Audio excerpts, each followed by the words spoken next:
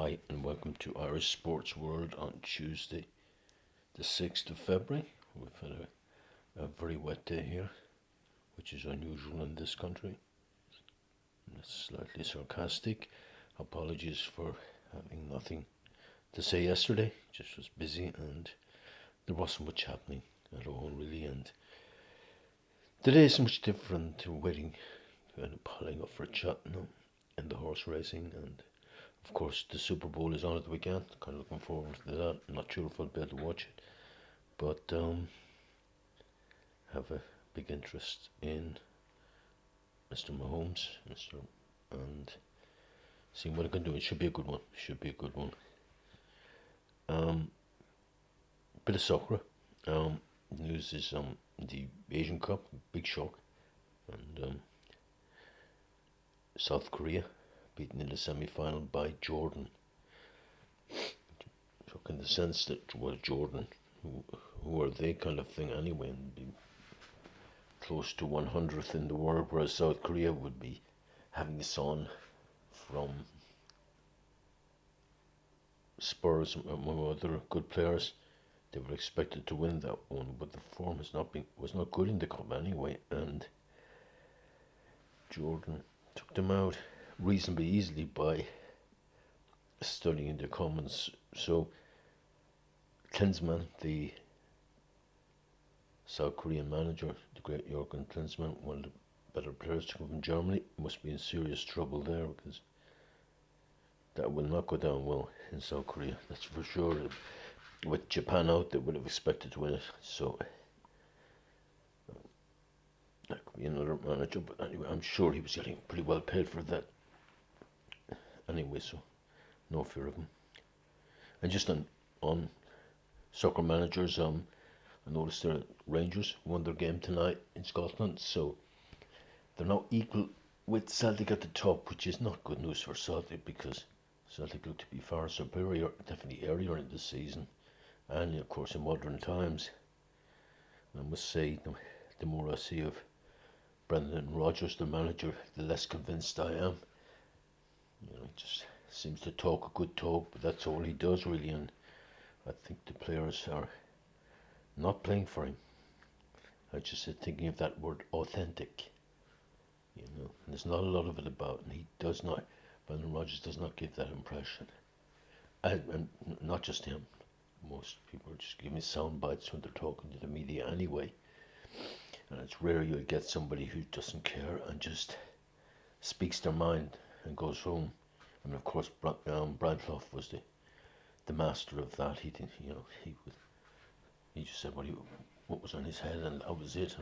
It was wonderful back that time. That you could have someone with that confidence, and also just that I really don't care, and he had that. Whereas now, if you look around, Premiership wise, people might think of Klopp, but with Jurgen Klopp, I always think his teeth are amazingly white. Always look a bit strange in a man of his age.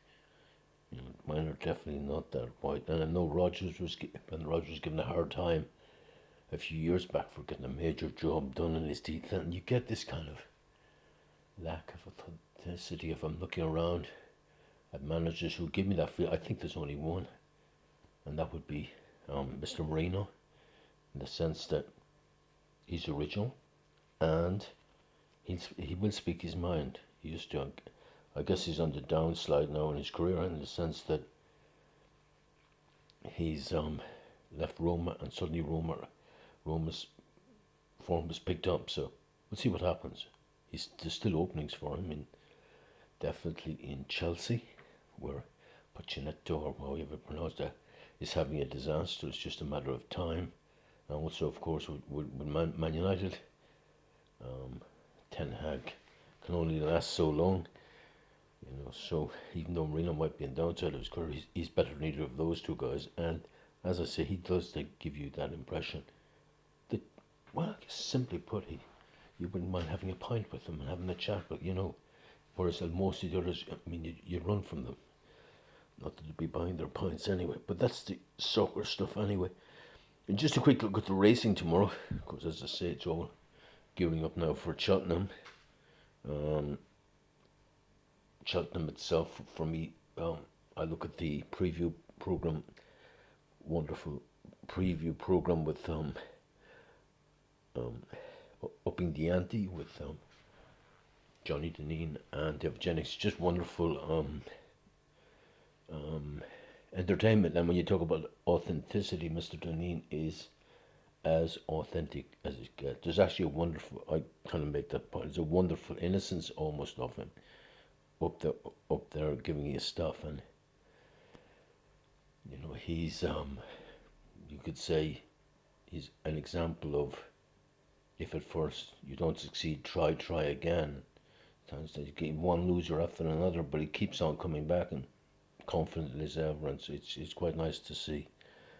I'm sure he's had plenty of good winners, and he's been given a few tonight.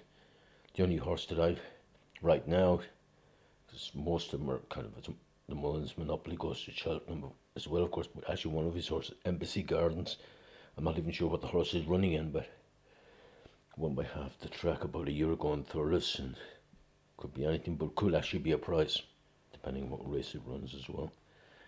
Tomorrow, Yankee. You can picked 250 at Ludlow. These are not great races, but we'll go with them anyway. Ludlow. I picked a horse called Rev. Rev is 18-1,